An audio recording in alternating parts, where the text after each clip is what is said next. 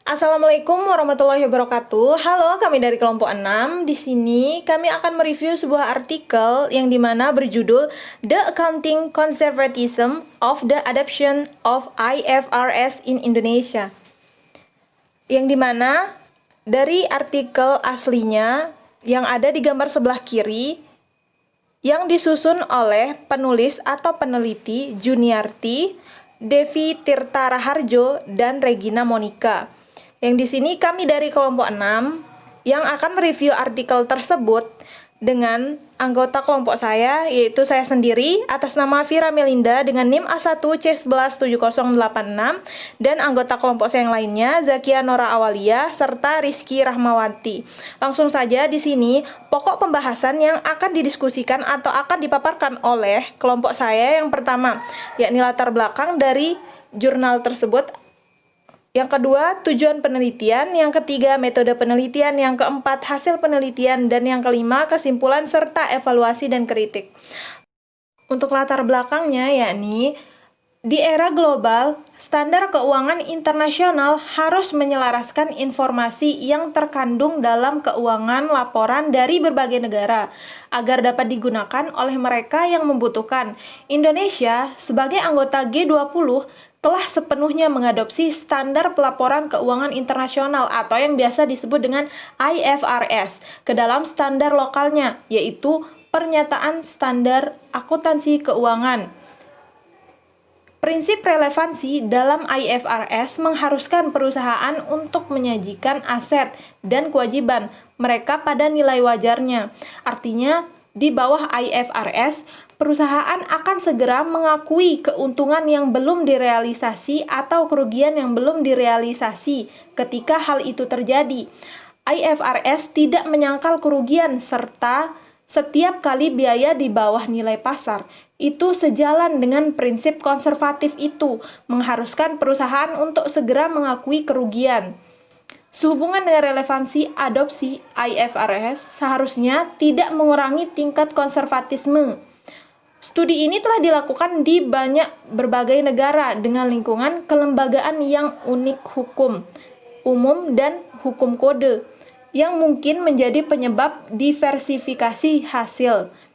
Di negara kode hukum seperti Indonesia, akuntansi standar disusun oleh otoritas standar di bawah kendali negara dan perlindungan investor lemah yang tidak mengutamakan pengungkapan publik. Adopsi IFRS mendorong hukum kode negara untuk mempertimbangkan pengungkapan publik. Oleh karena itu, penelitian ini bertujuan untuk memberikan kontribusi literatur oleh mengungkap bukti empiris untuk menunjukkan bahwa adopsi IFRS di negara-negara hukum, khususnya di Indonesia, tidak mengurangi konservatisme. Untuk selanjutnya, bagian tujuan penelitian akan dijelaskan oleh anggota kelompok saya yang lainnya, yaitu Rizky Rahmawati. Kepadanya saya persilahkan. Nama saya Rizky Rahmawati dengan NIM A1C117073. Di sini saya akan menjelaskan tujuan dari penelitian. Otoritas Standar Akuntansi Indonesia telah mewajibkan perusahaan untuk mengadopsi keuangan internasional reporting standard atau IFRS sejak diadopsi pada tahun 2012. Standar baru lebih mengedepankan relevansi, sedangkan sebelumnya standar berfokus pada masalah konservatif. Meskipun IFRS tidak secara khusus bertujuan untuk mengurangi konservatisme, aspek ini sebenarnya tidak lagi penekanan standar baru. Ada kekhawatiran tentang apakah IFRS mengurangi konservatisme, dan penelitian tentang masalah ini masih belum pasti. Oleh karena itu, penelitian ini bertujuan untuk mengetahui tingkat konservatisme pada periode tersebut mengikuti adopsi IFRS. Selanjutnya, metode penelitian. Penelitian ini menerapkan pengukuran ketetapan waktu laba asimetris mengikuti model BASU 1997. Model BASU 1997 menggunakan model regresi linier sepotong-sepotong. Pengukuran kabar baik dan buruk dicapai dengan menggunakan pendapatan tahunan. Harga saham akan digunakan sebagai ukuran pengumpulan berita selama satu periode, karena harga saham adalah gambaran yang tepat dari semua informasi di pasar saham. Perusahaan sampel dikumpulkan dari semua semua industri di Indonesia, yaitu industri barang konsumsi dasar dan industri kimia, keuangan, pertambangan, pertanian, properti, dan berbagai industri lainnya. Menggunakan model konservatisme akuntansi yang dikembangkan oleh Basu 1997, penulis membandingkan konservatisme perusahaan sebelum dan sesudah adopsi IFRS.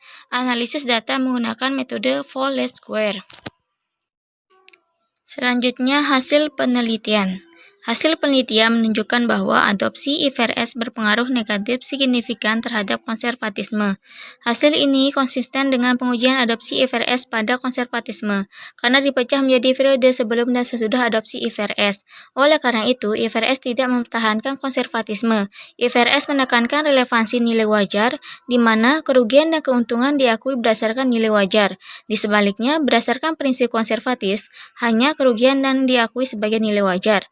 Oleh karena itu, ikuti adopsi IFRS, laba mengandung keuntungan dan kerugian, tidak seperti konservatisme yang hanya berisi kerugian. Artinya, praktik konservatisme mengalami penurunan pada periode pasca adopsi, yang ditandai dengan penurunan sensitivitas pengambilan pendapatan.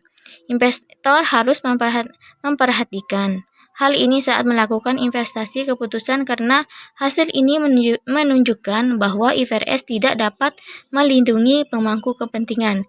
Jadi, investor harus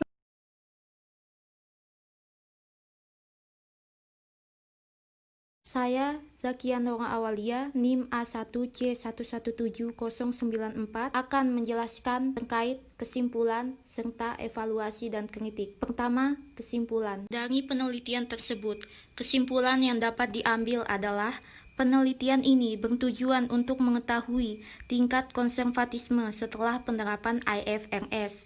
Hasil menunjukkan bahwa meskipun praktik konservatisme memang ada sebelum adopsi IFRS, praktik tersebut tidak muncul bahwa praktik konservatif terus berlanjut setelah periode adopsi. Hal ini ditunjukkan dengan penurunan sensitivitas laba akuntansi terhadap pengakuan pengembalian negatif. Hasilnya terbukti kuat melalui pengujian tambahan di mana sampel dikelompokkan menjadi 2 periode, yaitu pra-adopsi dan pasca-adopsi. Karena penurunan konservatisme setelah adopsi IFRS, investor harus menganalisis informasi akuntansi secara lebih rinci. Akibat penurunan sensitivitas pengembalian terhadap laba akuntansi. Lebih lanjut, Otoritas Standar Akuntansi Indonesia harus mewaspadai penurunan konservatisme yang mana menyiratkan penurunan kualitas penghasilan. Selanjutnya, manajemen harus menyadari bahwa adopsi tersebut IFRS dapat mengurangi konservatisme yang bertentangan dengan relevansi. Selanjutnya, evaluasi dan kritik. Dari penelitian tersebut, evaluasi dan kritik yang dapat diambil adalah: pertama, aspek analisis ini didukung oleh penelitian sebelumnya yang menyatakan tidak terdapat perubahan yang signifikan konservatisme setelah adopsi IFRS. Kedua, IFRS diprediksi dapat meningkatkan kualitas laba, namun hasil menunjukkan bahwa adopsi IFRS menurunkan konservatisme, yang merupakan salah satu pengukuran kualitas laba oleh Dikow and Squand tahun 2004. Sebagai akibatnya, tujuan IFRS tidak dapat tercapai.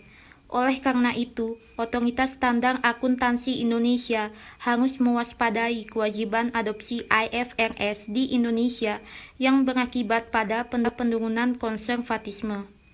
Ketiga, penelitian ini memiliki beberapa keterbatasan. Pertama, hanya satu jenis konservatisme yang diperiksa, yaitu laba per saham kembali. Penelitian masa depan mungkin ingin membandingkan 2 jenis konservatisme untuk menarik secara komprehensif kesimpulan tentang status konservatisme setelah adopsi IFRS. Kedua, studi ini juga membuka tempat untuk studi masa depan untuk membahas masalah konservatisme dengan mengendalikan tingkat korporasi tata kelola, baik di tingkat perusahaan atau tingkat negara. Baik, sekian dari kelompok kami. Apabila ada salah kata, mohon dimaafkan. Billahi taufiq wal hidayah. Wassalamualaikum warahmatullahi wabarakatuh. Terima kasih.